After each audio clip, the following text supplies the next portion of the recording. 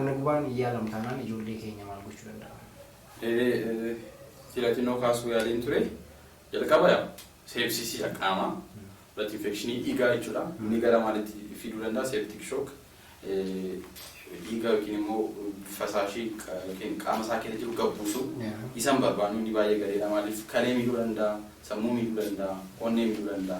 Kanaafuu gara sanatti geessuu danda'a jechuudha. Kanaafuu mallattoo sanarratti hordofuun kan barbaachisu kanaaf jechuudha. Kan biraa immoo infekshinii xixiqqoo jennudha. Fakkeenyaaf infekshinii sammuu, meningitis, encephalitis warra jejjeraman kun akkasumas immoo infekshinii lafee kun yeroo baay'ee qoricha yeroo dheeraa barbaadu jechuudha fayyuufis. Kanaafuu gara kanatti isaa akka hin deemneef yaaluun nu barbaachisa jechuudha. Ho'ina qaamaa miti mucaa kan miidhu asirratti.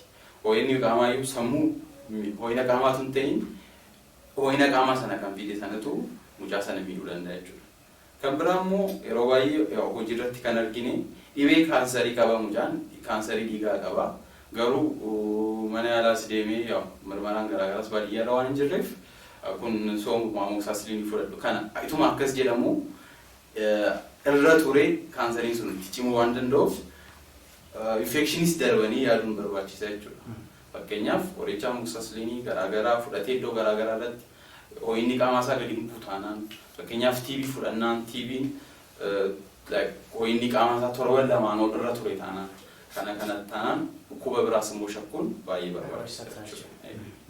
Dr. Lameessaa Kumarraa as istiidiyoo yookiitti argamte waa'ee daa'immanii keessumaa waa'ee olka'ina qaama gubaa waan ibsiteef guddaan si galateeffadha. Maqaa daawwattoota keenyaan galatoomna. Atis galatoomna.